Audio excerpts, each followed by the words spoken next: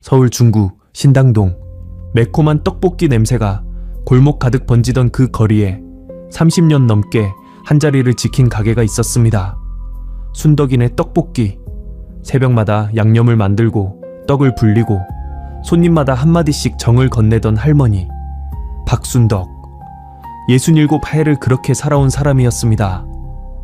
2001년 가을 할머니가 사라졌습니다. 아무 인사도 아무 흔적도 남기지 않은 채. 큰아들은 말했지요. 어머니는 시골 친척 댁에 가셨습니다. 딸도 같은 말을 했습니다. 동네 사람들은 고개를 갸웃했지만 자식들의 말을 의심하기란 쉽지 않았습니다. 16년이 흘렀습니다. 2017년 낡은 가게의 바닥을 뜯어내던 인부들이 시멘트 아래에서 사람의 뼈를 발견합니다. 그 유골의 주인은 바로 박순덕 할머니였습니다. 평생을 떡볶이 하나에 바친 어머니. 그 어머니의 가게를 물려받기 위해 자식들은 무엇을 했던 걸까요? 지금부터 그 이야기를 시작하겠습니다. 시작 전에 구독과 좋아요를 눌러주시면 감사하겠습니다. 어느 지역에서 시청 중이신지 댓글 남겨주시면 한 분 한 분 인사드리겠습니다. 이야기 시작합니다. 서울 중구 신당동에는 떡볶이로 유명한 골목이 하나 있었습니다. 지하철 2호선과 6호선이 만나는 신당역. 5번 출구로 나와 왼쪽 골목으로 접어들면 허름한 간판들이 어깨를 맞댄 좁은 길이 나타났지요.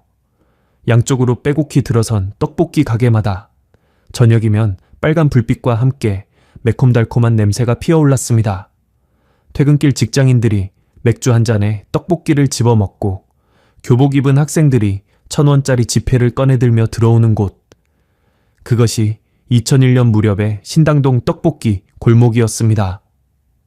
그 골목 초입에 낡은 2층 건물이 한 채 서 있었습니다. 1층은 가게, 2층은 살림집. 유리문 위에 빛바랜 글씨로 순덕이네 떡볶이라고 적힌 간판이 달려 있었지요. 간판만 보면 허술해 보이지만 저녁 6시만 되면 좁은 가게 안에 빈자리가 없었습니다.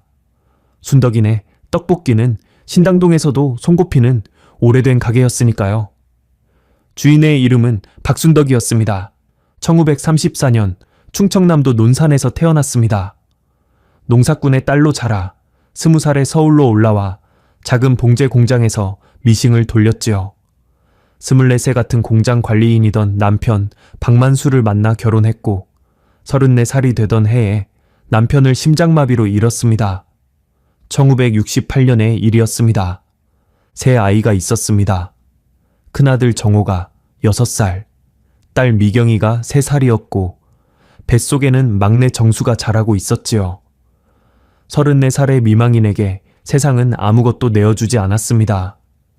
친정에서 보내준 쌀 한 가마가 전부였고 시댁은 형편이 더 어려웠습니다.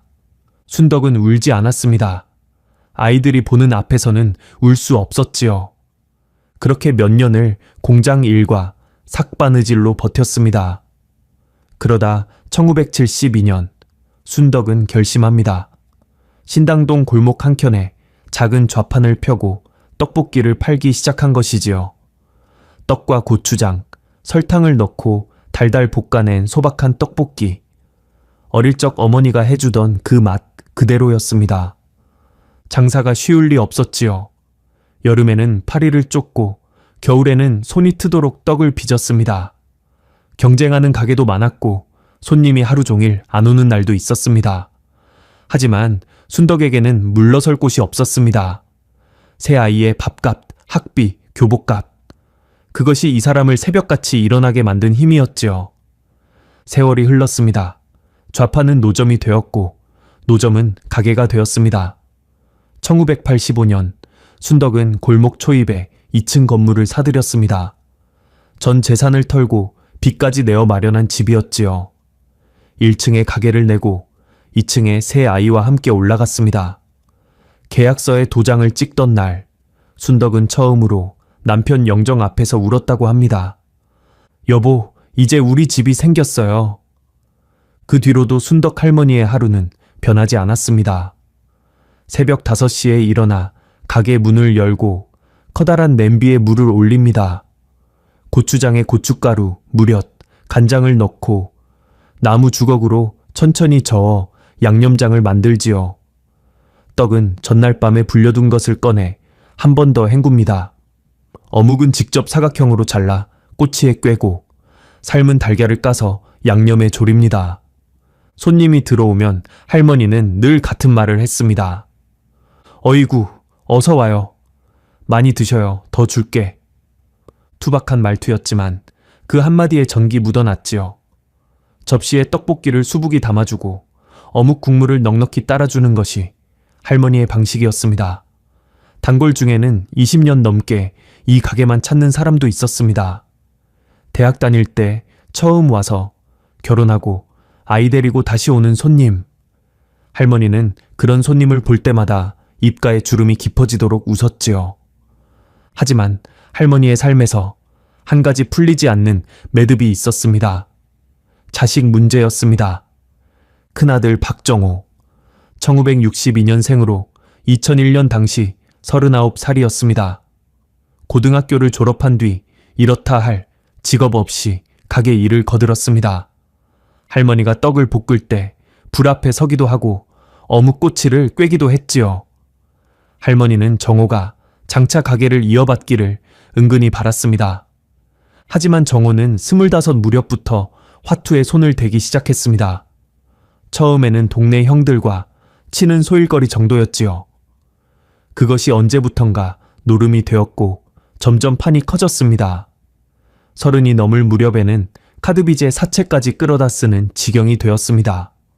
할머니에게 손을 벌리는 일이 잦아졌습니다. 엄마, 이번만 도와줘. 이번에 다 갚고 끊을게. 할머니는 매번 한숨을 쉬면서도 돈봉투를 내밀었습니다. 아들의 빚을 몇 번이나 갚아주었는지 할머니 본인도 셀 수 없었지요. 하지만 정호의 마지막은 언제나 마지막이 아니었습니다. 딸 박미경, 1965년생, 36살이었습니다. 20대 후반에 건설업을 한다는 남자와 결혼했는데 남편 김태식의 사업이 IMF 외환위기 이후 무너지면서 형편이 나빠졌습니다. 남편은 일자리를 전전했고 미경은 아이 둘을 데리고 친정 어머니에게 기댈 수밖에 없었지요. 미경은 겉으로는 효녀였습니다. 명절이면 어머니 가게에 나와 설거지를 하고 바닥을 닦았지요. 엄마, 건강 챙겨 하며 살뜰한 척도 잘했습니다. 하지만 속으로는 다른 계산을 하고 있었습니다. 신당동 건물의 시세가 최근 몇 년 사이 크게 올랐다는 것을 미경은 부동산 중개소에 들러 확인해 둔 상태였지요. 2001년 당시 그 건물의 시가는 약 3억 원 안팎으로 추정되었습니다. 골목 상권이 살아있는 데다 역세권이었으니까요. 미경에게 그 건물은 어머니의 유산이 아니라 기울어진 살림을 바로 세울 수 있는 유일한 희망이었습니다. 작은 아들 박정수, 1968년생, 33살이었습니다. 셋 중에서 유일하게 대학을 나왔지요. 충남대학교 경영학과를 졸업한 뒤 대전에 있는 중소기업에 취직했고 같은 회사 동료와 결혼해서 딸 수빈이를 낳았습니다. 정수는 형이나 누나와 달랐습니다. 어머니에게 돈을 달라고 한 적이 없었지요. 오히려 월급에서 조금씩 떼어 용돈을 붙였고 명절이면 아내와 딸을 데리고 서울에 올라왔습니다. 할머니는 그때마다 손녀 수빈이를 무릎에 앉히고 떡볶이를 시켜서 먹였습니다. 우리 수빈이, 할머니 떡볶이 맛있지? 수빈이가 고개를 끄덕이면 할머니의 눈가에 물기가 번졌지요. 할머니에게 정순의 가족은 고된 삶에서 얻은 유일한 위안 같은 것이었습니다. 2001년 추석이 지난 뒤의 어느 날이었습니다. 10월 초 바람이 제법 서늘해진 저녁이었지요. 할머니는 세 자식을 가게에 불러 모았습니다. 정호는 신당동에 살고 있었으니 그냥 내려오면 됐고 미경은 관악구 봉천동에서 버스를 타고 왔습니다. 정수는 대전에서 올라왔지요. 가게 문을 일찍 닫고 식탁에 둘러 앉았습니다. 할머니가 직접 끓인 된장찌개와 계란말이 그리고 떡볶이가 한 냄비에 올라왔습니다. 가족이 오랜만에 한자리에 모인 것이었지만 분위기는 어딘지 무거웠습니다. 할머니가 뭔가 할 말이 있다는 것을 세 자식 모두 짐작하고 있었지요. 된장찌개를 한 숟갈 뜬 할머니가 천천히 입을 열었습니다. 내가 올해 67이다. 이 나이까지 가게를 잡고 있는 것도 욕심이지. 무릎도 시큰거리고 새벽에 일어나는 게 해가 갈수록 힘들어. 세 자식이 조용히 숟가락을 내려놓았습니다. 할머니의 이야기는 계속되었지요. 이 건물하고 가게를 정수한테 넘기려고 한다. 정호의 젓가락이 식탁을 탁 하고 쳤습니다. 미경의 눈이 커졌습니다. 정수만이 놀란 얼굴로 손을 저었지요. 어머니, 갑자기 무슨 말씀이세요? 저는 대전에 있는데 어떻게 이 가게를... 할머니가 고개를 저었습니다. 가게를 계속하라는 게 아니야. 건물을 내 이름으로 해두려는 거다. 수빈이 학비도 대야 하고 나중에 네가 알아서 하면 되지. 너는 버는 것도 꼬박꼬박 하고 살림도 반듯하니까.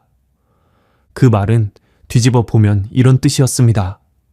정우에게는 믿고 맡길 수 없고 미경에게는 줘봐야 남편 빚 갚는 데 쓸 것이라는 뜻이지요. 할머니는 직접적으로 그렇게 말하지는 않았지만 세 사람 모두 그 속뜻을 알아들었습니다. 정호가 참지 못하고 목소리를 높였습니다.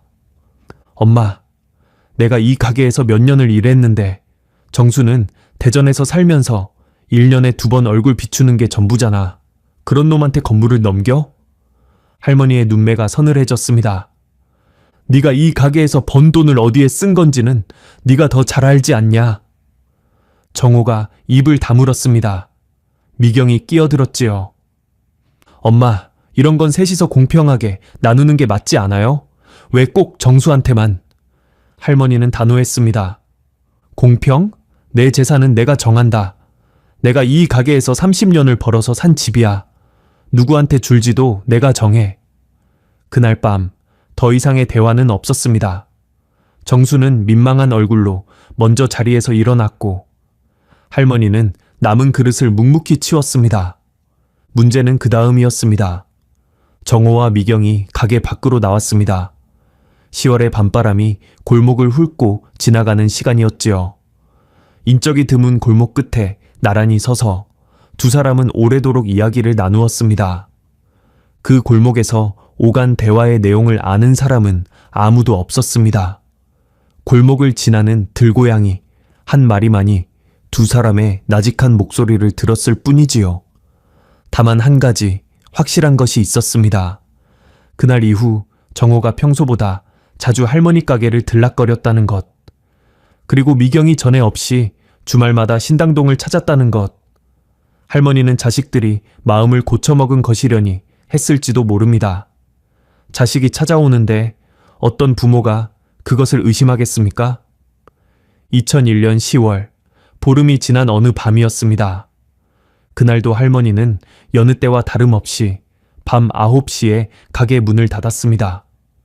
셔터를 내리고 가스 밸브를 잠그고 행주를 빨아 널었지요. 2층으로 올라가 형광등을 켜고 텔레비전 앞에 앉아 뉴스를 보았습니다. 그것이 동네 사람들이 기억하는 박순덕 할머니의 마지막 일상이었습니다. 다음 날 아침 가게의 셔터는 올라가지 않았습니다. 그 다음 날도, 그 다음 날도, 그리고 사흘째 되는 날, 큰아들 박정호가 가게 셔터를 올렸습니다. 앞치마를 두르고 냄비에 물을 올리는 그의 얼굴에는 아무런 표정도 없었습니다. 신당동 골목에서 떡볶이 냄새가 다시 퍼져나왔습니다. 하지만 그 냄새 속에서 무언가가 영원히 사라졌습니다. 2001년 10월 하순의 어느 아침이었습니다. 신당동 떡볶이 골목은 늘 그렇듯 아침부터 분주했지요. 가게마다 재료를 부리는 소리, 셔터 올리는 소리, 물 끼얹어 바닥을 쓸어내는 소리가 골목을 채웠습니다. 그 익숙한 풍경 속에서 딱 하나 달라진 것이 있었습니다. 순덕이네 떡볶이의 셔터를 올리는 손이 할머니의 것이 아니었다는 점이지요. 큰아들 박정호가 앞치마를 두르고 가게 앞에 서 있었습니다. 어색한 솜씨로 냄비에 물을 올리고 떡봉지를 뜯고 양념장 통을 뒤적거렸지요. 30년을 어머니 곁에서 봐온 사람이니 대략의 순서는 알았지만 손놀림은 확실히 서툴렀습니다. 제일 먼저 이상함을 느낀 것은 옆 가게 주인 이복순 씨였습니다.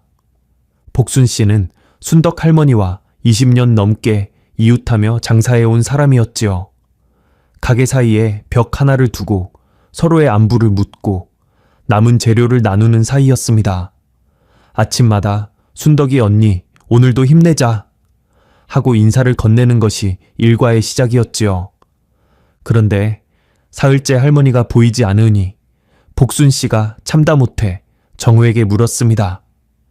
정호 씨, 순덕이 언니는 어디 간 거야? 사흘째 안 보이네. 정호는 냄비를 저으며 대답했습니다. 목소리가 담담했지요. 어머니가 요즘 무릎도 안 좋고 혈압도 높으셔서요.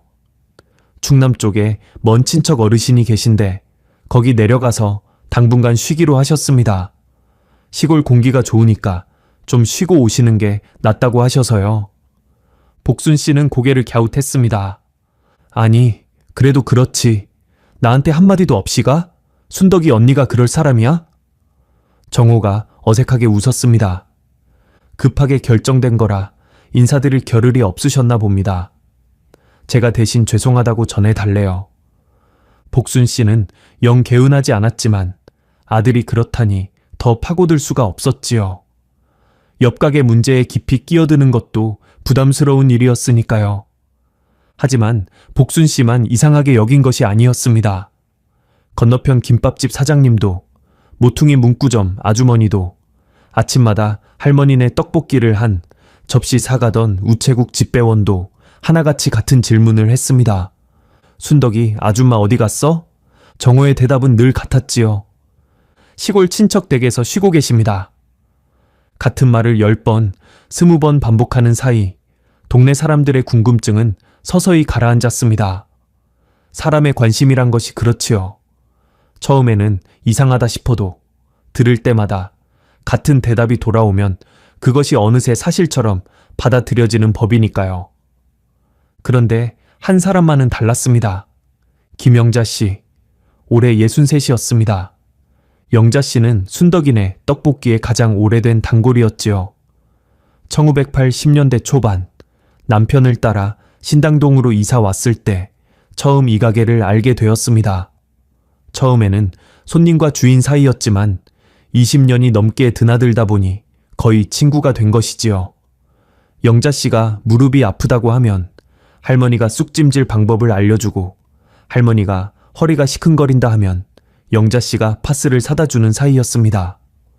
두 사람에게는 약속이 하나 있었습니다. 매달 첫째 주 화요일 가게 문 닫은 뒤에 2층 살림집에서 둘이 소주 한 잔씩 하는 것이었지요. 반찬 몇 가지에 소주를 기울이며 자식 이야기, 건강 이야기, 세상 돌아가는 이야기를 나누었습니다. 서로에게 유일한 속 터놓을 상대였다고 해도 과언이 아닙니다. 영자 씨가 할머니 실종 소식을 들은 것은 10월 마지막 주였습니다. 가게를 찾아갔더니 정호가 서 있었지요. 영자 씨가 물었습니다. 정호야, 내 엄마 어디 갔어? 정호가 늘 하던 대답을 했습니다. 충남 친척 어르신 댁에 내려가 계십니다. 몸이 안 좋으셔서요. 영자 씨의 눈이 가늘어졌습니다. 몸이 안 좋아? 지난달에 나랑 소주 마시면서 나는 팔팔하다 그랬던데. 그리고 순덕이가 나한테 한마디 없이 어딜까? 전화라도 했어야지. 거기가 시골이라 전화 사정이 좋지 않다고 하더라고요. 제가 다음에 연락되면 전해드릴게요. 영자 씨는 그날 떡볶이를 한 접시 시켰지만 거의 먹지 못했습니다. 맛이 달랐거든요. 양념은 비슷한 것 같은데 어딘가 허전했습니다. 할머니의 손끝에서 나오던 그 감칠맛이 없었지요. 가게를 나서며 영자 씨는 혼잣말을 했습니다. 순덕아, 너 도대체 어디 간 거야? 그 무렵 가게의 사업자 등록 명의가 바뀌었습니다. 정호가 관할 세무서에 사업자 등록 정정 신고를 한 것이지요. 대표자 이름이 박순덕에서 박정호로 변경되었습니다. 2001년 11월의 일이었습니다. 이 절차에는 할머니의 도장과 신분증 사본이 필요했습니다. 정호는 그것을 이미 갖고 있었지요. 서류 준비를 도운 것은 미경이었습니다.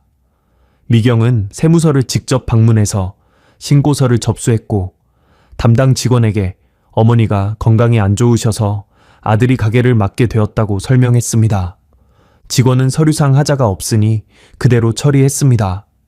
특별히 의심할 이유가 없었지요. 가족 간에 가게를 넘기는 일은 흔하디흔한 일이니까요. 가게 이름도 바뀌지 않았습니다. 순덕이네 떡볶이. 간판은 그대로였지요. 이름만 보면 할머니가 여전히 그 안에 있는 것 같았습니다. 하지만 가게의 실질적인 주인은 이제 정호였습니다. 정호의 떡볶이는 할머니의 것과 달랐습니다. 양념 비율을 얼추 따라 했지만 할머니처럼 새벽부터 양념장을 직접 만들지는 않았지요. 시판 고추장에 무력과 설탕을 대충 섞었고 어묵도 직접 꼬치에 꿰지 않고 잘라서 넣었습니다. 떡을 불리는 시간도 짧았고 삶은 달걀 서비스는 사라졌지요. 단골들이 하나둘 발길을 끊었습니다. 맛이 변했다는 말이 골목에 퍼졌지요.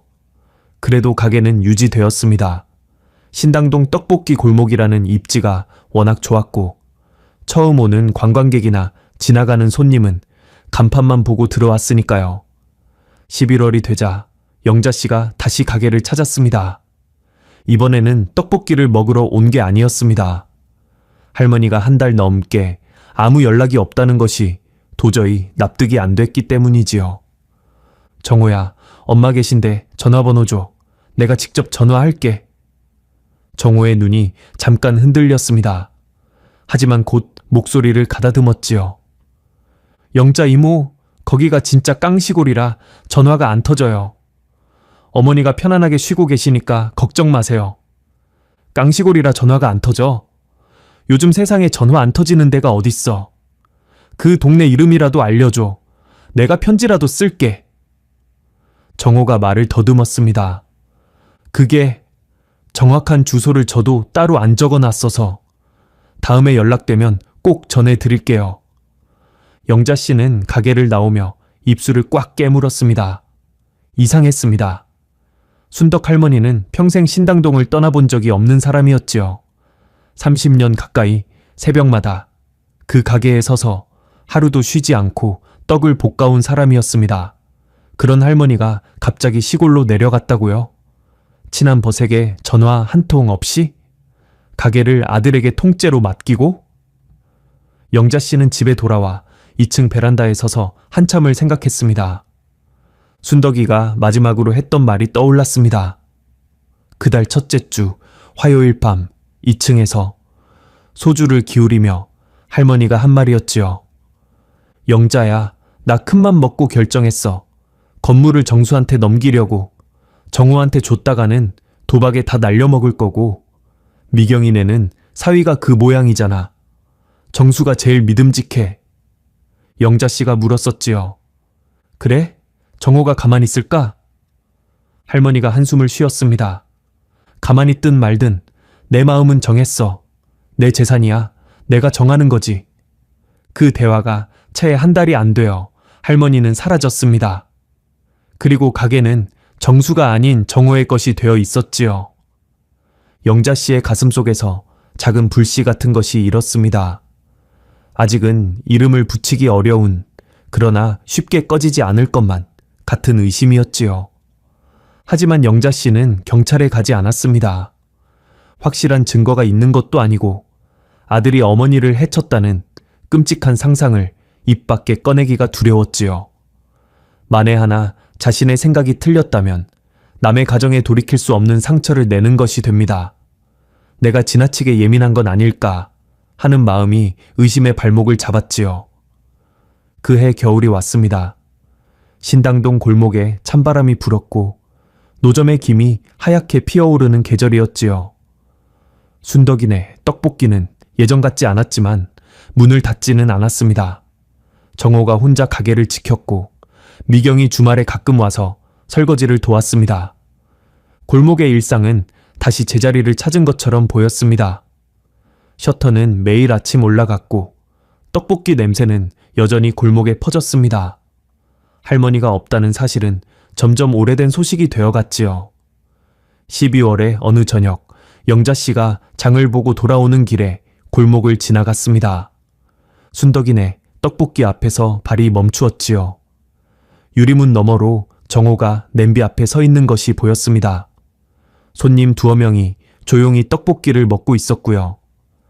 영자 씨는 한참을 그 자리에 서 있다가 돌아섰습니다. 가슴속의 불씨는 꺼지지 않았습니다. 하지만 그것을 불꽃으로 만들 용기는 아직 나지 않았지요. 세월이란 것은 때로 진실 위에 먼지를 쌓는 일도 합니다. 의심은 서서히 흐려지고 일상이 그 자리를 메웠습니다. 할머니를 기억하는 사람들도 어느새 시골에서 잘 계시겠지 하며 자신을 납득시키기 시작했지요. 그렇게 2001년의 가을은 겨울이 되었고 겨울은 다시 봄이 되었습니다. 할머니의 빈자리는 계절이 바뀔수록 조금씩 희미해져 갔습니다. 하지만 영자 씨만은 잊지 않고 있었습니다. 순덕이가 마지막 밤에 부어준 소주잔의 온기를, 그리고 그 온기가 갑자기 사라진 밤의 차가움을. 2003년이 되었습니다. 할머니가 사라진 지 벌써 2년이라는 세월이 흘러 있었지요. 대전에 사는 작은 아들 박정수는 그 2년 동안 한 달에 한 번씩 형에게 전화를 걸었습니다. 내용은 매번 같았지요. 형, 어머니 전화 좀 연결해줘. 그리고 형의 대답도 매번 같았습니다. 거기가 시골이라 전화 사정이 안 좋다. 어머니 편하게 쉬고 계시니까 괜히 걱정하지 마라. 정수는 처음에 그 말을 믿으려 했습니다. 형이 설마 거짓말을 하겠습니까? 어머니가 연세도 있으시고 실제로 무릎이 안 좋으신 것도 사실이었으니까요. 시골의 맑은 공기 속에서 편히 쉬고 계시다면 그것도 나쁘지 않은 일이라고 자신을 달래보았지요. 하지만 시간이 지날수록 풀리지 않는 것들이 쌓여갔습니다. 우선 전화였습니다. 어머니의 휴대전화는 언제 걸어도 꺼져 있었지요. 할머니는 1999년에 작은 폴더폰을 하나 장만했었습니다. 손녀 수빈이에게 전화하려고 산 것이었지요. 그 전화기로 한 달에 두어 번씩 대전에 전화를 하곤 했습니다. 수빈아, 밥 잘 먹고 다니냐? 짧은 통화였지만 꾸준했지요. 그 전화가 2001년 10월 이후로 완전히 끊겼습니다. 정수가 몇 번을 걸어도 전원이 꺼져 있어 연결되지 않습니다. 라는 안내 음성만 돌아왔지요. 정수의 아내 윤서영도 이상하게 여겼습니다. 여보, 어머니가 수빈이한테 전화 안 하신 지 벌써 2년이야. 수빈이 생일에도, 설날에도, 추석에도. 어머니가 수빈이를 얼마나 좋아하시는데 이게 말이 돼. 정수도 같은 생각이었습니다. 어머니는 수빈이를 세상에서 제일 귀여워하는 사람이었지요. 명절에 올라가면 수빈이를 무릎에 앉히고 한참을 놓지 않았던 분이었습니다. 그런 할머니가 손녀 생일에 전화 한 통 하지 않는다? 그것이 도무지 말이 되지 않았습니다. 그리고 또 한 가지. 명절에 서울에 올라가면 형은 번번이 어머니를 만나게 해주지 않았습니다. 시골에 가 계시니까 여기서는 못 뵌다는 말뿐이었지요. 정수가 그럼 그 시골에 같이 가자고 하면 정호는 어머니가 조용히 쉬고 싶어 하신다. 찾아오지 말라고 하셨다. 며 막았습니다. 2003년 설, 정수는 가족을 데리고 서울에 올라왔습니다. 이번에는 형을 만나기 전에 먼저 신당동 골목을 찾았지요. 가게는 예전과 많이 달라져 있었습니다. 간판은 그대로 순덕이네 떡볶이였지만 유리문에 낀 기름때가 예전보다 두꺼웠고 가게 암벽에 붙어있던 할머니의 사진이 떼어져 있었습니다. 냄비에서 끓고 있는 떡볶이의 빛깔도 어머니가 만들던 것과는 사뭇 달랐지요. 정수는 떡볶이 한 접시를 시켜 한 젓가락 먹어보았습니다. 어머니의 맛이 아니었습니다. 할머니의 떡볶이는 매콤하면서도 뒤끝에 달큼한 감칠맛이 남았지요. 비법이라 할 것도 없었습니다. 고추장에 조청을 넣고 멸치 육수로 양념을 풀고 약한 불에 오래 졸이는 것. 그 수고로움이 맛의 전부였지요. 정호의 떡볶이에는 그 수고로움이 빠져 있었습니다. 설 연휴가 끝난 뒤 정수는 하나의 결심을 했습니다. 형이 말한 충남 서천의 먼 친척 어르신 댁을 직접 찾아가 보기로 한 것이지요. 정수는 대전시청 민원실을 찾아갔습니다. 아버지의 재적 등본을 떼어 친족 관계를 하나하나 추적해 나갔습니다. 아버지 박만수 씨의 본적은 충남 논산이었고 그 위로 할아버지, 증조 할아버지까지 올라가도 서천에 거주한 친척은 한 명도 나오지 않았지요. 혹시나 싶어 어머니 쪽 친척도 살펴보았습니다. 어머니 박순덕의 친정은 논산이었고 외가 쪽으로도 서천과 연결되는 인척은 없었습니다. 정수는 서천군청에까지 전화를 걸어 확인했습니다. 박순덕이라는 이름으로 전입 신고가 된 적이 있느냐고 물었지요. 대답은 해당 기록이 없습니다. 였습니다. 충남 서천에 친척은 없었습니다. 처음부터 존재하지 않았던 것이지요. 정수의 손이 떨렸습니다. 전화기를 잡은 손에 힘이 들어갔지요. 곧장 형에게 전화를 걸었습니다. 형, 서천에 친척 없어. 아버지 쪽으로도 어머니 쪽으로도. 재적 등본 다 확인했어. 형이 말한 친척 어르신, 그 사람 누구야? 어머니 정확히 어디 계신 거야? 전화기 너머로 짧은 침묵이 흘렀습니다. 그 침묵이 1초였는지 5초였는지 정수에게는 한참처럼 느껴졌지요. 정호가 입을 열었습니다. 아, 내가 지명을 잘못 기억한 것 같다. 서천이 아니라 홍성일 수도 있고. 아니, 보령이었을 수도 있어. 어머니가 알아서 가신 거라. 정확한 주소는 나도 잘 모른다. 정수의 목소리가 차가워졌습니다. 형, 어머니가 어디 사시는지 몰라? 어머니를 시골에 모셔다 드린 게 형이잖아. 모른다는 게 말이 돼. 야, 어머니가 친구분이랑 같이 간 거라고. 내가 거기까지 따라갈 수는 없잖아. 처음에는 친척 댁이라 했습니다. 이제는 친구분이라 합니다. 말이 바뀌고 있었지요. 정수는 전화를 끊었습니다. 그리고 곧바로 서울 중북경찰서에 전화를 걸었습니다. 어머니가 2001년 10월부터 행방이 묘연합니다. 실종 신고를 하겠습니다. 2003년 2월 서울 중부경찰서에 박순덕의 실종 신고가 접수되었습니다. 접수번호를 받아든 정수는 그제야 21번 크게 내쉬었지요. 2년 넘게 가슴에 쌓아둔 불안을 마침내 꺼낸 기분이었습니다. 하지만 현실은 정수의 기대와 달랐습니다. 2003년 당시 노인 실종 사건의 수사 환경은 지금과 크게 달랐지요. 매년 수천 건의 노인 실종 신고가 접수되었고 그중 대부분은 치매로 인한 배회이거나 가출로 분류되었습니다. 경찰 인력은 부족했고 범죄 혐의가 뚜렷하지 않은 실종 사건에 전담 수사팀을 편성하기는 어려운 상황이었지요. 담당 형사가 배정되었습니다. 중부서 형사팀의 오재환 경위. 성실한 사람이었지만 당시 그가 맡고 있는 사건이 한두 건이 아니었지요. 오 경위는 우선 박정호에게 전화를 걸었습니다. 박정호 씨, 어머니 박순덕 씨의 실종 신고가 접수되었습니다. 어머니 현재 거처를 알려주실 수 있습니까? 정호는 차분한 목소리로 대답했습니다. 경위님, 어머니가 도시 생활이 힘드시다고 해서 시골 아는 분 댁에 가신 겁니다. 제 동생이 좀 유별나서 걱정이 많은데 어머니는 안전하게 잘 계십니다. 그 시골이 정확히 어딥니까? 충남 쪽인데 어머니가 직접 아는 분한테 가신 거라 정확한 주소를 제가 모릅니다. 오 경위는 고개를 갸웃했지만 일단 미경에게도 연락을 취했습니다. 미경의 대답은 정호와 거의 같았지요. 어머니가 당신 뜻으로 시골에 가셨어요.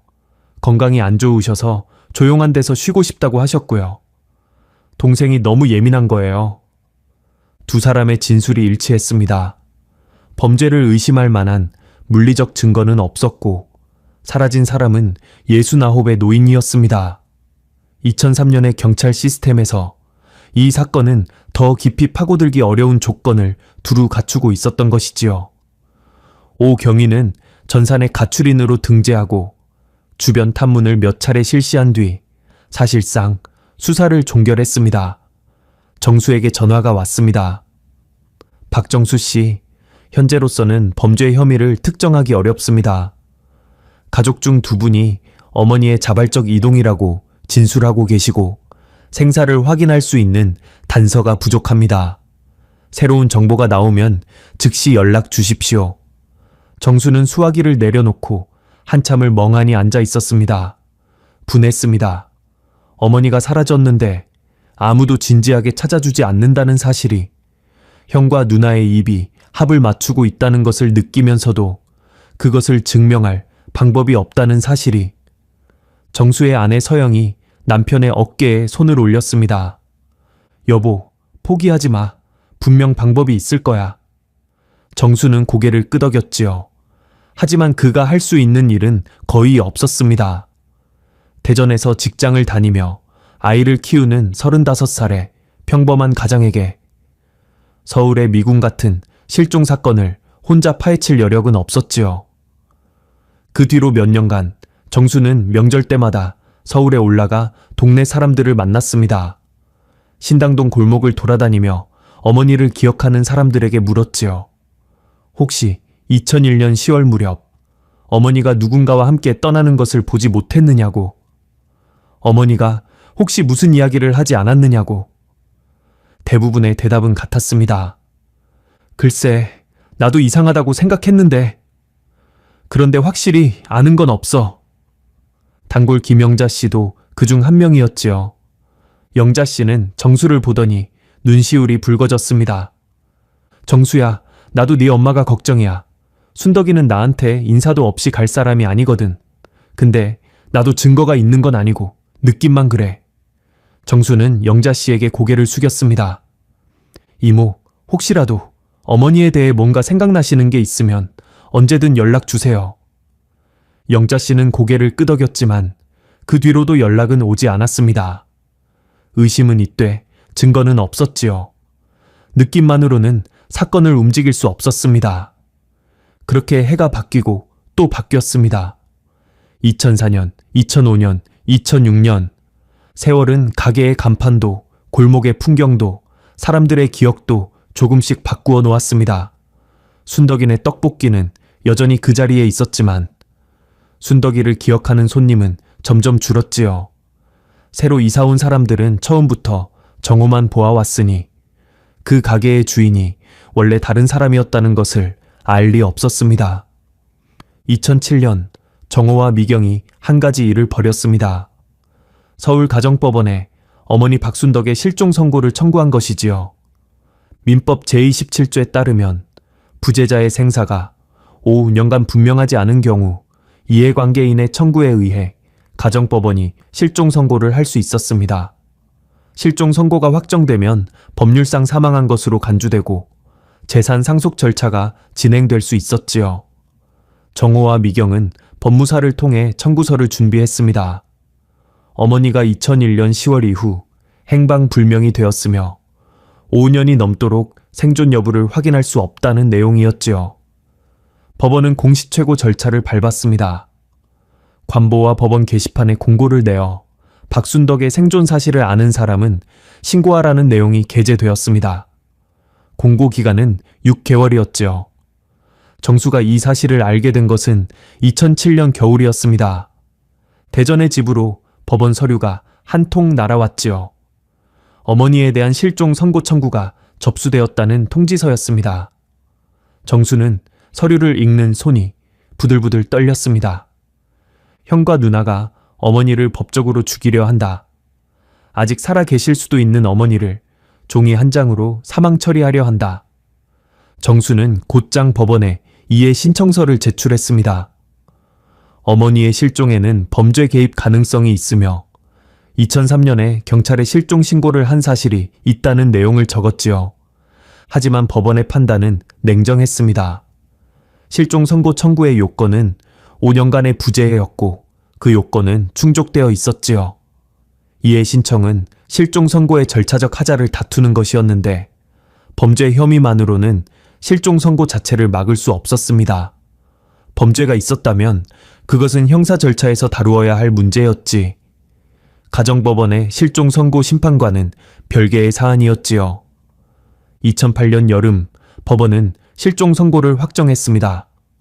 이로써 박순덕은 법률상 사망한 것으로 간주되었습니다. 사망일은 실종기간 만료일인 2006년 10월로 소급되었지요. 재산 상속 절차가 시작되었습니다. 할머니의 유일한 재산인 신당동 2층 건물은 민법 상속 규정에 따라 세 자녀에게 각각 3분의 1씩 돌아갔습니다. 정호와 미경은 각자의 지분을 합쳐 건물의 3분의 1을 확보했고, 정호가 건물을 단독으로 사용하는 대신 미경에게 월 사용료를 지급하는 형태로 합의했지요. 정수에게도 3분의 1이 돌아왔습니다. 법무사 사무실에서 상속 등기 서류의 도장을 찍는 날, 정수의 손은 차가웠습니다. 도장을 잡은 손에 힘이 들어가지 않았지요. 아내 서영이 옆에서 남편의 팔을 잡아주었습니다. 여보, 지금은 어쩔 수 없어. 하지만 이건 끝이 아니야. 정수는 서류에 도장을 찍었습니다. 잉크가 번진 날인을 바라보며 정수의 눈이 젖었습니다. 어머니가 죽었다는 확인도 없이 종이 위에서 먼저 어머니를 보내야 한다는 것이, 그리고 그 종이가 형과 누나에게 건물을 안겨준다는 것이 뱃속이 뒤집어지는 것 같았지요. 그날 이후 정수는 형과 누나에게 연락을 끊었습니다. 전화를 걸지도 받지도 않았지요. 명절에 서울에 올라가는 일도 멈추었습니다. 하지만 단 한 가지 멈추지 않은 것이 있었습니다. 해마다 어머니 생신인 3월 15일이면 정수는 아내와 딸 수빈이를 데리고 신당동 골목을 찾았습니다. 가게에 들어가지는 않았지요. 골목 건너편에서 낡은 간판을 바라보는 것이 전부였습니다. 순덕이네 떡볶이, 그 5글자를 바라보며 정수는 매년 같은 말을 속으로 되뇌었습니다. 어머니, 어디 계세요? 반드시 찾을게요. 딸 수빈이가 아버지의 손을 잡고 올려다보았습니다. 아빠, 할머니 가게 안 들어가? 아니, 오늘은 여기서 보기만 하자. 수빈이는 고개를 갸웃했지만 더 묻지 않았습니다. 아이는 아이대로 할머니의 따뜻한 무릎이 그리웠지요. 세월은 계속 흘렀습니다. 2005년, 2010년, 2012년, 2015년, 신당동 골목은 변했습니다. 오래된 가게가 문을 닫고 새 가게가 들어서고 또 사라졌지요. 골목의 풍경은 해마다 조금씩 달라졌지만 순덕이네 떡볶이만은 그 자리에 서 있었습니다. 낡아가는 건물의 1층에서 매일 셔터를 올리고 냄비를 올리는 정호의 모습이 골목의 일부처럼 굳어져 갔지요. 그렇게 16년이라는 시간이 흘러갔습니다. 어머니를 기억하는 사람은 점점 줄었지만 진실은 사라지지 않았습니다. 사라진 것처럼 보였을 뿐이지요. 그것은 처음부터 가장 가까운 곳에 있었습니다. 2017년 봄이었습니다. 4월의 신당동 골목에는 벚꽃잎이 바람에 날려 떡볶이 가게 처마 위에까지 내려앉았지요. 세월은 골목의 풍경을 많이 바꾸어 놓았습니다. 허름하던 가게들 사이에 깔끔한 인테리어의 새 가게가 들어서고 골목 입구에는 신당동 떡볶이 타운이라는 번듯한 안내판까지 세워져 있었습니다. 그 변화 속에서 순덕이네 떡볶이는 유독 낡아 보였습니다. 건물 외벽의 타일은 곳곳이 떨어져 나갔고 가게 안천장에는 누수 자국이 얼룩져 있었지요. 주방 바닥은 기름때가 겹겹이 쌓여 미끄러웠고 창고 문은 한쪽 경첩이 빠져 삐걱거렸습니다. 30년이 넘은 건물이니 당연한 일이었지요. 정호는 오래 고민했습니다. 이대로 두면 손님이 더 줄 것이고 그렇다고 건물 전체를 새로 짓자니 돈이 없었지요. 결국 가게 내부만 전면 보수하기로 결정했습니다. 주방 설비를 교체하고 바닥을 새로 깔고 벽면을 다시 꾸미는 공사였습니다. 인테리어 업체를 불러 견적을 받았습니다. 업체 사장이 가게 안을 둘러보더니 말했지요. 사장님, 주방 바닥이 심하게 내려앉았네요. 배관도 오래돼서 다 갈아야 합니다. 뒤쪽 창고 바닥도 시멘트를 전부 뜯어내고 새로 미장해야 해요. 정호의 얼굴이 잠깐 굳었습니다. 창고 바닥은 안 건드려도 되지 않나요? 거기는 짐만 쌓아두는 곳이라. 아닙니다. 배관이 창고 밑으로 지나가거든요. 바닥을 안 열면 배관 교체가 안 됩니다. 정호는 잠시 말이 없었습니다. 이마에 땀이 맺히는 것이 보였지요. 하지만 업체 사장은 대수롭지 않게 여겼습니다. 공사비 걱정을 하는 것이려니 했으니까요. 비용이 좀 나오긴 하는데 한꺼번에 해야 나중에 또 뜯는 일이 없습니다. 정호는 결국 고개를 끄덕였습니다. 2017년 4월 10일 월요일 공사가 시작되었습니다. 가게는 임시 휴업에 들어갔고 인부 4명이 들어와 기존 설비를 해체하기 시작했지요. 첫 이틀은 주방 쪽 작업이었습니다. 낡은 싱크대를 뜯어내고 가스 배관을 철거하고 바닥 타일을 드러냈지요. 사흘째 되는 날 작업이 뒤편 창고로 옮겨갔습니다. 창고는 가게 주방 뒤쪽에 붙은 작은 공간이었습니다. 가로 3m, 세로 2m 남짓한 크기에 양념 재료와 일회용 그릇, 오래된 냄비 따위가 쌓여 있었지요. 바닥은 거친 시멘트였습니다. 군데군데 갈라진 틈 사이로 습기가 올라오고 있었습니다. 인부 2명이 차감기를 들고 시멘트를 깨기 시작했습니다. 콘크리트 먼지가 자욱하게 피어올랐지요. 한쪽에서부터 차근차근 시멘트를 부수고 깨진 덩어리를 삽으로 퍼 양동이에 담았습니다. 시멘트 아래에는 흙이 나왔습니다. 인부 1명이 배관 위치를 확인하려고 삽으로 흙을 파내려 갔지요. 30cm, 40cm. 흙이 유난히 부드러웠습니다. 오래전에 한번 파헤쳤다가 다시 메운 것처럼 다져지지 않은 느슨한 흙이었지요. 50cm쯤 팠을 때였습니다. 삼날에 무언가 딱딱한 것이 걸렸습니다.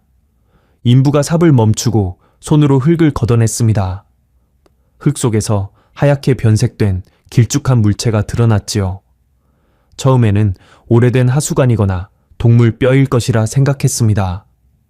하지만 흙을 조금 더 치우자 그것이 뼈라는 것을 알 수 있었습니다. 둥근 마디가 있는 분명한 사람의 뼈였습니다. 인부의 얼굴이 하얗게 질렸습니다. 야, 이거 사람 뼈 아니야? 옆에 있던 인부가 달려와 들여다보았지요. 두 사람은 동시에 뒤로 물러났습니다. 현장 작업이 즉시 중단되었습니다.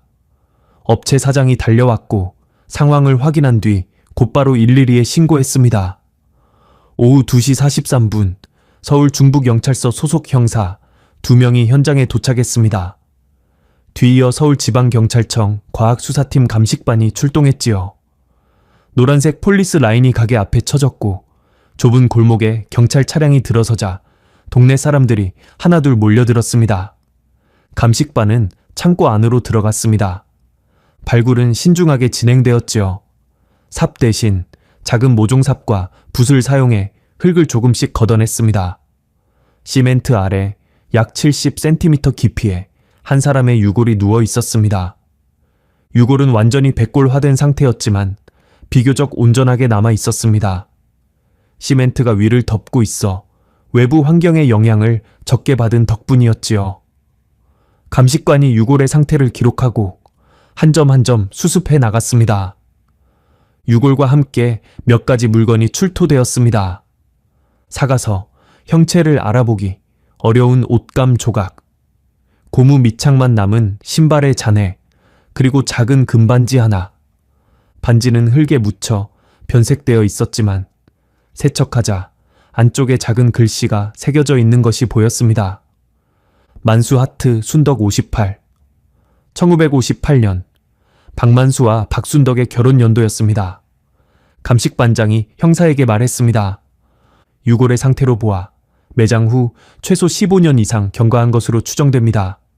정확한 신원 확인은 DNA 감정이 필요합니다. 형사는 건물의 등기부 등본과 소유 이력을 즉시 조회했습니다. 이 건물이 원래 박순덕 명의였다가 2008년 실종 선고 확정 이후 세 자녀에게 상속된 사실이 확인되었지요. 그리고 2003년에 작은 아들 박정수가 어머니의 실종 신고를 했다는 기록도 전산에 남아 있었습니다. 수사관의 눈빛이 날카로워졌습니다. 16년 전 실종된 건물주의 유골이 바로 그 건물 바닥 아래에서 나왔다. 이것은 단순한 사고사나 자연사가 아니었습니다. 중부경찰서는 즉시 전담 수사팀을 편성했습니다. 팀장은 강력팀 소속 한정민 경감이었지요. 경력 20년의 노련한 수사관이었습니다. 한 경감은 가장 먼저 세 자녀의 DNA 시료 확보에 나섰습니다. 작은 아들 정수에게 연락이 갔습니다. 박정수 씨, 어머니 사건과 관련하여 DNA 시료 채취에 협조 부탁드립니다. 정수는 전화를 받고 한동안 말을 잇지 못했습니다. 가게 바닥에서 유골이 나왔다고요? 네.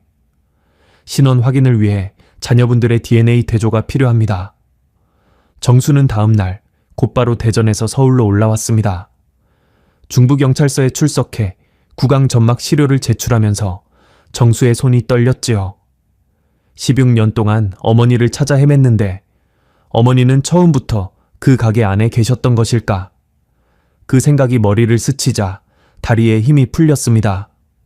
미경에게도 연락이 갔습니다. 미경은 며칠을 미루다가 결국 경찰서에 나와 시료를 제출했지요. 얼굴이 몹시 수척해져 있었습니다. 문제는 정호였습니다. 정호는 바빠서 시간이 안 된다며 일주일을 미루었습니다. 수사관이 세 차례나 출석을 요구했지만 번번이 핑계를 댔지요. 결국 수사팀이 영장 청구를 검토하기 시작하자 그제야 정호가 경찰서에 나타났습니다. DNA 시료를 채취하는 동안 정호의 임에는 식은땀이 맺혀 있었습니다. 수사관이 물었지요. 박정호 씨, 혹시 가게 바닥에서 유골이 나올 수 있다는 것을 알고 계셨습니까? 정호가 고개를 저었습니다. 아닙니다. 전혀 모르는 일입니다. 그런데 공사 견적을 받으실 때 창고 바닥은 건드리지 말자고 하셨다면서요? 업체 사장이 그렇게 진술했습니다. 정호의 입술이 바르르 떨렸습니다. 하지만 대답은 간단했지요. 배관만 고치면 되니까 굳이 거기까지 뜯을 필요가 있나 싶어서 한 말입니다. 수사관은 더 이상 추궁하지 않았습니다. 아직은 DNA 결과가 나오지 않은 상태였으니까요. 서두를 필요 없이 증거를 하나씩 쌓아가는 것이 한 경감의 방식이었습니다. 5월 말 국립과학수사연구원의 감정 결과가 도착했습니다. 결론은 명확했습니다. 유골에서 추출한 미토콘드리아 DNA가 세 자녀의 목의 DNA와 일치했습니다. 유골의 주인은 박순덕이었습니다. 추가 감정 소견도 첨부되어 있었지요. 유골의 설골, 그러니까 목 앞쪽에 있는 작은 뼈에 골절 흔적이 확인되었습니다. 설골 골절은 목이 눌리거나 졸렸을 때 발생하는 대표적인 손상이지요. 자연사나 사고사의 가능성은 극히 낮았습니다. 수사팀은 이제 확신을 가졌습니다. 이것은 살인사건이었습니다. 한 경감은 다음으로 핵심적인 물증을 추적했습니다. 창고 바닥에 시멘트가 언제, 누구에 의해 시공되었는가? 수사관들은 2001년 당시 신당동 일대에서 시멘트 미장 작업을 했던 업체들을 추적했습니다. 쉽지 않은 작업이었지요. 16년 전의 일이었고 영세한 시공업체들은 폐업한 곳이 많았으니까요. 하지만 단서가 하나 나왔습니다. 2001년 당시 신당동 일대에서 소규모 미장 공사를 많이 맡았던 업체가 있었지요. 대성미장이라는 이름의 1인 업체였습니다. 사장 겸 기술자인 조병철 씨는 이미 은퇴한 상태였지만 수사관이 찾아가자 옛 장부를 꺼내 보여주었습니다. 빛바랜 장부의 기록이 있었습니다. 2001년 10월 23일 신당동 떡볶이 가게 창고 바닥 시멘트 미장 32만 원 박정호. 시공 날짜는 2001년 10월 23일이었습니다. 할머니가 마지막으로 목격된 것이 10월 중순이었지요. 그리고 열흘도 되지 않아 정호가 창고 바닥에 시멘트를 새로 깔았습니다. 수사관이 조병철 씨에게 물었습니다. 당시 공사를 의뢰한 사람이 이유를 뭐라고 했습니까? 조 씨는 기억을 더듬었지요. 바닥이 꺼졌다고 했어요. 습기가 차서 시멘트가 갈라졌으니 다시 깔아달라고. 뭐 오래된 건물이면 흔한 일이라 별 생각 없이 했지요. 바닥을 뜯었을 때 흙이 파여 있거나 이상한 점은 없었습니까? 조 씨가 고개를 갸웃했습니다. 글쎄요. 원래 시멘트 위에 새로 덧바르는 거라 밑에 흙을 확인하지는 않았어요. 기존 시멘트를 깨지 않고 그 위에 바로 미장한 걸로 기억합니다. 그 위에 바로 미장했다. 그 말은 곧 정호가 기존 시멘트 바닥을 직접 깨고 흙을 파서 시신을 묻은 뒤 다시 흙으로 덮고 그 위에 업체를 불러 새 시멘트를 씌웠다는 뜻이었지요. 시멘트 시공 기록, 설골 골절, 실종 직후의 명예 변경, 16년간의 거짓말, 증거의 조각들이 하나씩 맞물려 가고 있었습니다. 한 경감은 함께 출토된 금반지도 감정에 붙였습니다. 단골 김영자 씨가 경찰서로 불려왔지요. 영자 씨는 이미 79에 노인이 되어 있었습니다. 허리가 굽고 머리카락이 하얘졌지만 눈빛만은 또렷했습니다. 수사관이 비닐 봉투에 담긴 금반지를 보여주었습니다. 영자 씨가 반지를 들여다보더니 입을 손으로 가렸습니다. 눈에서 눈물이 흘러내렸지요. 이거 순덕이 거예요. 돌아가신 남편분이 결혼할 때 해준 반지라고 평생 한 번도 빼지 않는다고 했어요. 안쪽에 남편 이름이 새겨져 있을 거예요. 만수 순덕 58이라고 되어 있습니다. 영자 씨의 울음이 터져 나왔습니다. 내가 알았어야 했어. 순덕이가 나한테 인사도 없이 갈 리가 없었어. 내가 그때 경찰에 갔어야 하는 건데. 수사관이 조용히 물었습니다. 김영자 씨, 2001년 10월 무렵 순덕 씨에 대해 기억나는 것이 있으면 말씀해 주십시오. 영자 씨는 눈물을 닦으며 할머니가 마지막으로 한 말을 들려주었습니다.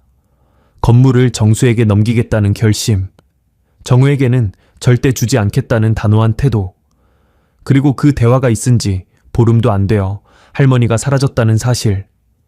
수사관이 기록을 마치고 고개를 끄덕였습니다. 감사합니다. 매우 중요한 증언입니다.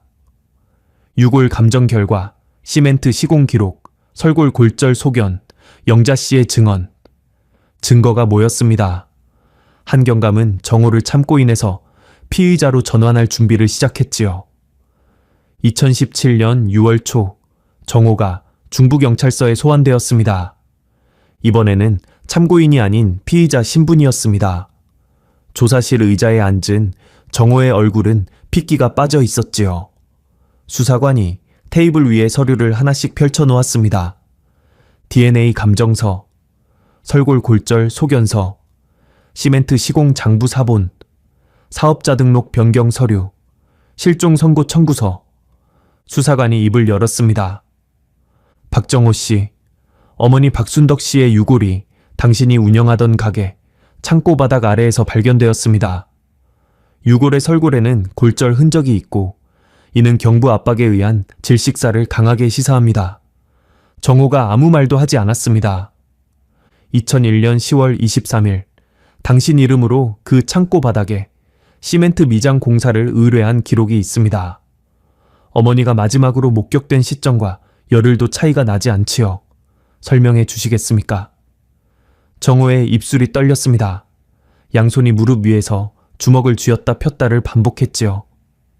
길고 무거운 침묵이 조사실을 채웠습니다. 마침내 정호가 입을 열었습니다.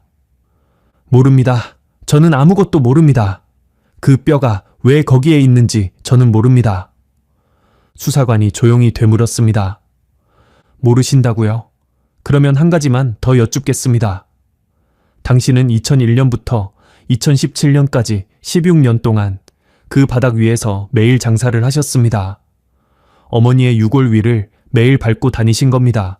그것도 모르셨다는 말씀입니까? 정호의 눈이 흔들렸습니다. 하지만 입을 꽉 다물었지요. 수사관은 더 이상 밀어붙이지 않았습니다. 정호가 스스로 무너지기를 기다리는 대신 다른 문을 두드리기로 한 것이지요. 수사의 초점은 미경에게로 옮겨갔습니다. 미경은 정호보다 약한 사람이었습니다. 어릴 때부터 그랬지요. 무엇이든 형이 먼저 나서면 뒤를 따랐고 스스로 결정을 내리는 일에 익숙하지 않았습니다. 결혼 뒤에도 마찬가지였지요. 남편의 사업이 기울면 기우는 대로, 친정 어머니에게 손을 벌려야 하면 벌리는 대로 흐름에 몸을 맡기며 살아온 사람이었습니다. 그런 미경이 16년 동안 비밀을 안고 살아왔다는 것은 어찌 보면 놀라운 일이기도 했지요. 2017년 6월 중순, 미경이 중부경찰서에 소환되었습니다. 조사실에 들어선 미경의 모습은 2달 전 DNA 시료를 제출하러 왔을 때와는 판이했습니다. 그때도 수척했지만 지금은 더했지요. 볼이 움푹 꺼졌고 눈 밑에 짙은 그늘이 드리워져 있었습니다.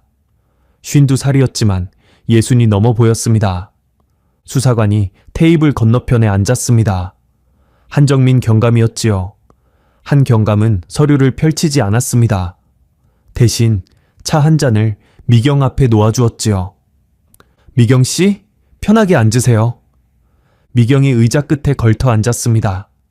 두 손을 무릎 위에 올려놓았는데 손가락이 쉴 새 없이 움직였지요. 한 경감이 조용히 말을 꺼냈습니다. 미경 씨, 지금 이 사건이 어떤 상황인지 솔직히 말씀드리겠습니다. 한 경감은 천천히 하나씩 증거를 나열했습니다. 유골의 DNA가 어머니와 일치한다는 것, 설골 골절이 확인되었다는 것, 시멘트 시공 기록에 정호의 이름이 남아있다는 것, 사업자 등록 변경과 실종 선고 청구 과정에서 미경이 서류를 대리 접수한 사실이 확인되었다는 것, 미경의 얼굴에서 서서히 핏기가 빠져나갔습니다. 한 경감이 말을 이었지요. 정호 씨는 아직 아무 말도 하지 않고 있습니다. 이 사건은 물증만으로도 기소가 가능한 상황이에요. 문제는 지금 이대로 가면 미경 씨도 공범으로 묶일 수 있다는 겁니다. 미경의 손이 멈추었습니다. 사업자 등록을 변경할 때 어머니의 도장과 신분증을 가지고 세무서에 직접 가신 게 미경 씨예요. 실종 선고 청구서에도 미경 씨 이름이 들어가 있고요. 어머니가 살아계시지 않다는 것을 아는 상태에서 그런 일을 했다면 이건 단순한 서류 대행이 아니게 됩니다. 미경이 고개를 숙였습니다. 테이블 위에 찻잔을 바라보고 있었지만 아무것도 보이지 않는 눈이었지요. 한 경감은 목소리를 한 톤 낮추었습니다. 미경 씨, 지금 이 자리에서 사실대로 말씀하시면 수사에 협조한 것으로 기록에 남습니다. 법원에서 정상 참작의 근거가 될 수 있어요. 하지만 이 기회를 놓치면 나중에는 달라질 수 있습니다.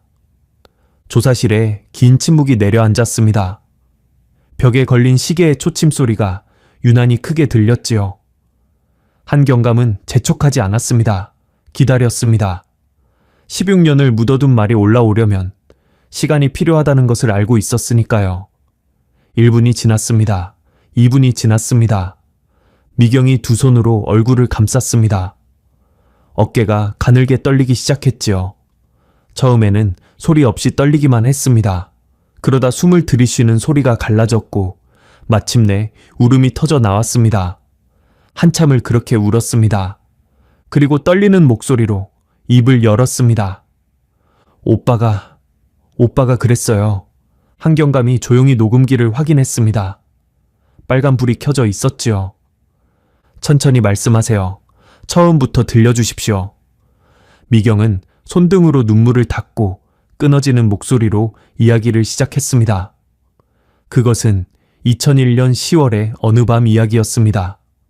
추석이 지나고 보름쯤 뒤의 일이었지요.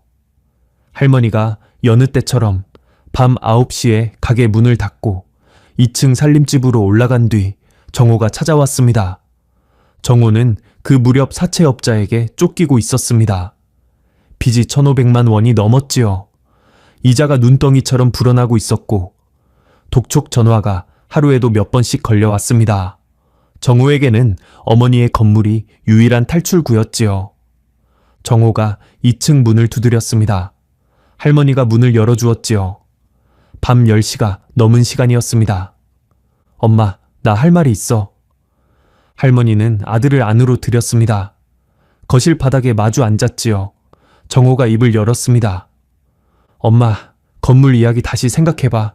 정수한테 넘기겠다는 거 취소해줘. 나한테 맡기면 내가 제대로 할게. 진짜 이번에는 달라질 거야. 할머니의 표정이 굳었습니다.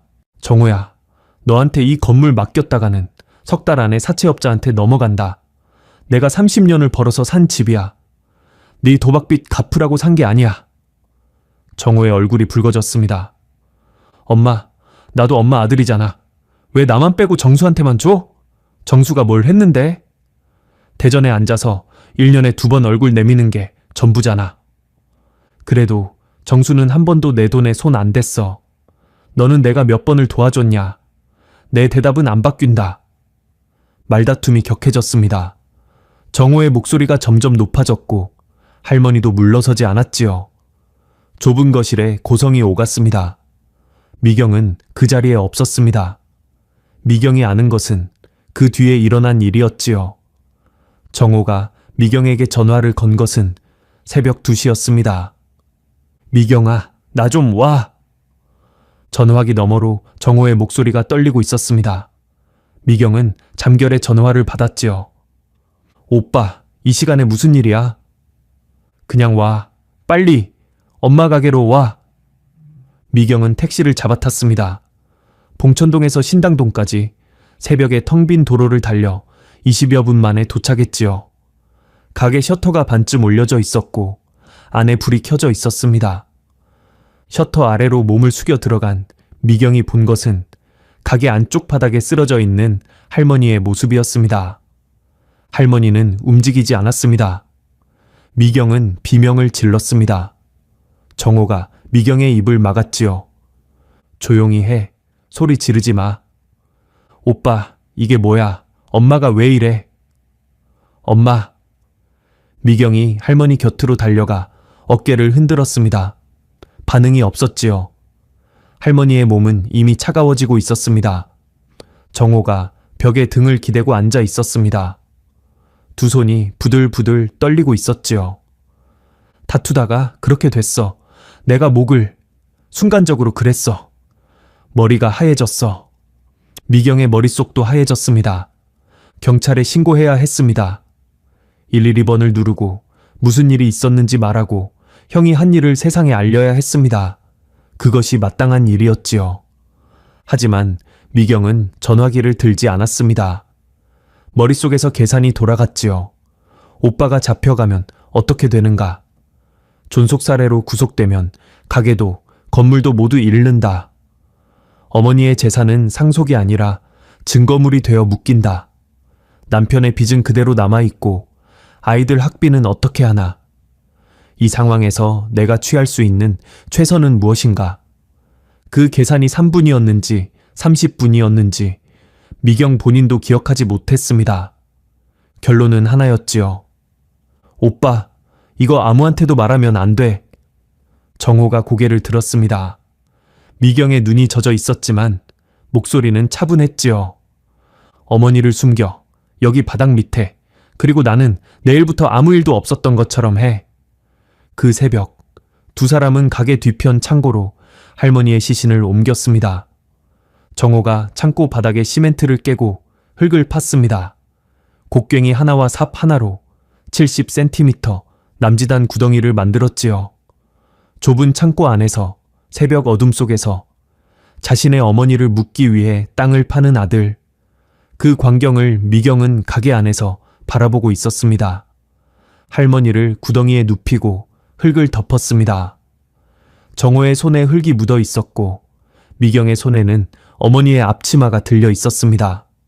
할머니가 평생 입던 그 꽃무늬 앞치마를 미경이 마지막으로 어머니의 몸 위에 덮어주었지요. 이틀 뒤 정호는 대성미장의 조병철 씨를 불러 창고 바닥 전체에 새 시멘트를 깔았습니다.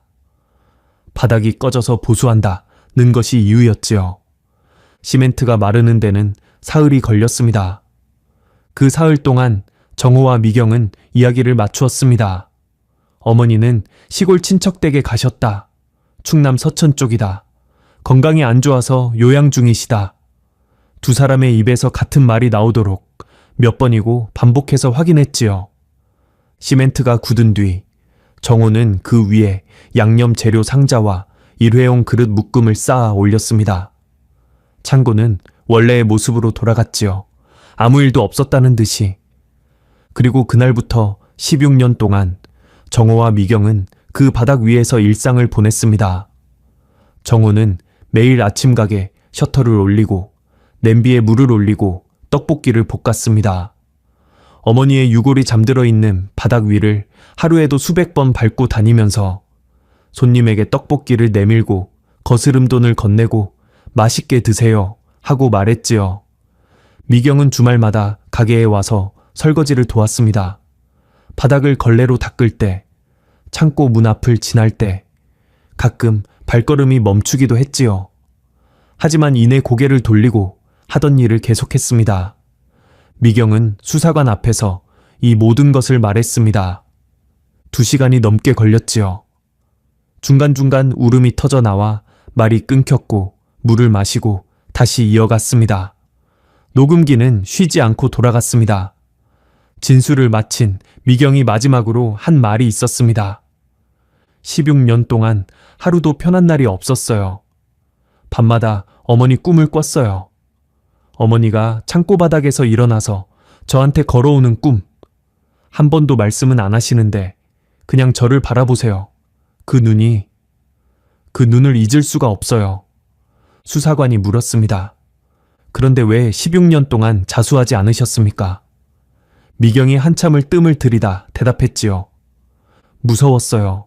감옥 가는 것도 무서웠고 세상이 알게 되는 것도 무서웠어요. 그리고 시간이 지나니까 이미 너무 늦었다는 생각이 들었어요. 이제 와서 말하면 뭐가 달라지나. 어머니가 돌아오시는 것도 아닌데. 그렇게 하루하루 미루다 보니 16년이 된 거예요. 미경의 자백이 나오자 정호도 더 이상 버틸 수 없었습니다. 이틀 뒤 정호가 수사관 앞에 다시 앉았습니다. 이번에는 변호사도 동석했지요. 하지만 변호사가 입을 열기 전에 정호가 먼저 말했습니다. 다 말하겠습니다. 정호의 진술은 미경의 것과 대부분 일치했습니다. 다만 몇 가지가 더해졌지요. 그날 밤 할머니와 다투면서 정호가 이 건물 내놔. 안 그러면 나도 어떻게 될지 모른다고 했다는 것. 할머니가 그 소리 듣자 하니 더더욱 못 주겠다. 나가 라고 했다는 것. 그 말에 정호가 순간적으로 할머니의 목을 양손으로 눌렀다는 것. 얼마나 오래 그랬는지 모르겠습니다. 정신을 차려보니 어머니가 움직이지 않았습니다. 수사관이 물었습니다. 후회하셨습니까? 정호가 오래 침묵한 뒤 대답했습니다. 그날 밤부터 지금까지 하루도 빠짐없이요. 그날 밤부터 지금까지 16년 동안 그 후회를 안고 매일 그 바닥 위에서 장사를 하셨군요. 정호는 대답하지 못했습니다. 수사관이 한 가지를 더 물었지요. 어머니를 미워하셨습니까? 정호의 눈에서 처음으로 눈물이 흘러내렸습니다. 미워한 적 없습니다. 단 한 번도. 그 순간에 제가 미쳤던 겁니다. 수사관은 조용히 기록을 마쳤습니다. 2017년 7월 서울중앙지방검찰청은 박정호를 존속살해 혐의로 박미경을 사체은닉 및 범인은닉 혐의로 구속 기소했습니다. 존속살해는 형법 제250조에 해당하는 중범죄였지요. 이 사건의 핵심 쟁점 중 하나는 공소시효였습니다. 범행이 2001년에 일어났으니 통상적이라면 공소시효가 문제될 수 있었지요. 하지만 2015년 형사소송법 개정으로 살인죄의 공소시효가 폐지된 상태였기에 16년이라는 세월도 법의 심판을 피하는 방패가 될 수는 없었습니다. 재판은 2017년 9월에 시작되었습니다. 서울중앙지방법원 형사합의부에서 심리가 진행되었지요. 검찰은 물증과 자백, 그리고 정황, 증거를 빈틈없이 제시했습니다. DNA 감정서, 설골 골절, 소견서, 시멘트 시공 기록, 사업자 등록, 변경 서류, 실종 선고 청구 기록, 그리고 김영자 씨의 증인 진술. 모든 증거가 하나의 이야기를 가리키고 있었지요. 정호의 변호인은 우발적 범행과 심신미약을 주장했습니다. 사체의 쫓기는 극심한 스트레스 속에서 순간적으로 자제력을 잃은 것이라는 논리였지요. 하지만 검찰은 범행 후 시신을 은닉하고 시멘트를 깔고 사업자 등록을 변경하고 실종 선고까지 청구한 일련의 행동이 계획적이고 지속적이었다는 점을 강조했습니다. 재판 과정에서 정수가 증인석에 섰습니다. 검사가 물었지요. 증인은 어머니가 실종된 이후 어떤 노력을 하셨습니까? 정수는 담담하게 대답했습니다. 재적 등본을 떼어 친척을 추적한 일, 경찰에 실종 신고를 한 일, 해마다 명절에 동네 사람들을 찾아다닌 일, 어머니 생신마다 가게 앞에 선 일. 그 이야기를 할 때 정수의 목소리는 흔들리지 않았지요. 16년 동안 어머니를 찾았습니다. 어머니가 어디 계신지 알 수 없었지만 살아 계실 거라고 믿었습니다.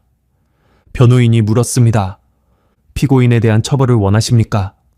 정수가 잠시 침묵했습니다. 방청석에서 숨소리조차 멈추었지요. 형입니다. 같은 어머니 뱃속에서 나온 형이에요. 정수의 목소리가 처음으로 갈라졌습니다. 하지만 어머니는 그 차가운 바닥 밑에서 16년을 계셨습니다. 어머니 유골 위에서 떡볶이를 팔고 손님한테 웃고 밥을 먹고 그게 어떻게 사람이 할 일입니까?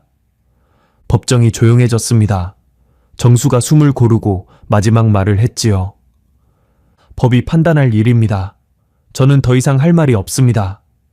증인석을 내려온 정수는 법정 밖으로 걸어 나갔습니다. 복도 끝 창문 앞에서 멈추어 서서 한참을 바깥을 바라보았지요. 아내 서영이 다가와 남편의 팔을 잡았습니다. 정수가 낮은 목소리로 말했습니다. 어머니, 이제 편히 쉬세요. 서영이 남편의 어깨를 감싸 안았습니다. 두 사람은 아무 말 없이 한참을 그렇게 서 있었지요. 2018년 2월 판결이 선고되었습니다. 박정호 존속살해, 징역 25년, 박미경 사체 은닉 및 범인 은닉, 징역 5년. 재판장은 판결문을 낭독하며 이렇게 말했습니다. 피고인 박정호는 평생을 자식을 위해 헌신한 어머니를 살해하고 그 시신을 어머니가 30년간 지킨 가게 바닥 아래에 매장한 뒤 16년 동안 그 위에서 영업을 계속하였다. 이는 인륜에 반하는 극히 중대한 범죄로서 범행 후의 행태까지 고려할 때 엄중한 처벌이 불가피하다. 정호는 고개를 숙인 채 판결을 들었습니다. 미경은 울고 있었지요. 방청석에서 김영자 씨가 조용히 눈물을 닦고 있었습니다. 재판이 끝난 뒤 법원 앞에서 기자들이 영자 씨를 둘러쌌습니다. 영자 씨는 지팡이를 짚고 서서 떨리는 목소리로 말했지요. 처음부터 이상하다 했어요. 순덕이는 그 가게를 두고 어디 갈 사람이 아니에요. 나한테 한마디 없이 떠날 사람이 아니라고요. 기자가 물었습니다. 그때 경찰에 가지 않으신 것을 후회하십니까? 영자 씨가 한참을 뜸 들이다 대답했습니다. 후회해요. 많이 해요. 내가 그때 좀 더 세게 밀고 나갔으면 순덕이가 그렇게 오래 차가운 데 있지 않아도 됐을 텐데. 영자 씨는 그 말을 마지막으로 기자들에게 등을 돌렸습니다. 구부러진 등이 법원 계단을 천천히 내려가는 모습을 카메라가 비추었지요.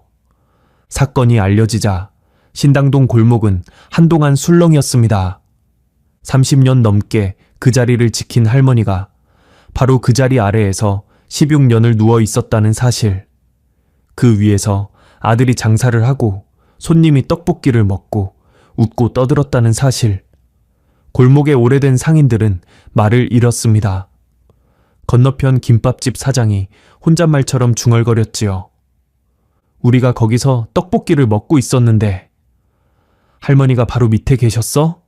아무도 대답하지 못했습니다. 순덕이네 떡볶이는 정호가 구속된 뒤 문을 닫았습니다. 보수공사가 중단된 채 방치된 건물은 점점 흉물이 되어갔지요. 셔터에 먼지가 쌓이고 간판에 글씨가 바래고 유리문에 금이 갔습니다. 2019년 건물은 결국 철거되었습니다. 낡은 벽돌이 무너지고 슬레이트 지붕이 걷히고 30년 넘게 서 있던 2층 건물이 하루 만에 사라졌지요. 할머니가 평생을 바쳐 지킨 그 공간이 잔해 더미가 되어 트럭에 실려 나갔습니다. 그 자리에는 새 건물이 올라갔습니다. 깔끔한 외관에 새 간판이 달린 순덕이네. 떡볶이와는 아무 상관없는 가게가 들어섰지요. 건물은 사라졌습니다. 하지만 골목의 기억은 쉽게 사라지지 않았습니다. 오래된 단골들은 가끔 그 자리를 지나다 발걸음을 멈추곤 했지요. 새 건물을 올려다보며 예전에 거기 서 있던 낡은 2층 건물을 떠올렸습니다. 새벽마다 가게 문을 열고 커다란 냄비에 양념장을 저으며 어서 와요, 많이 드셔요 하던 작은 할머니의 모습을.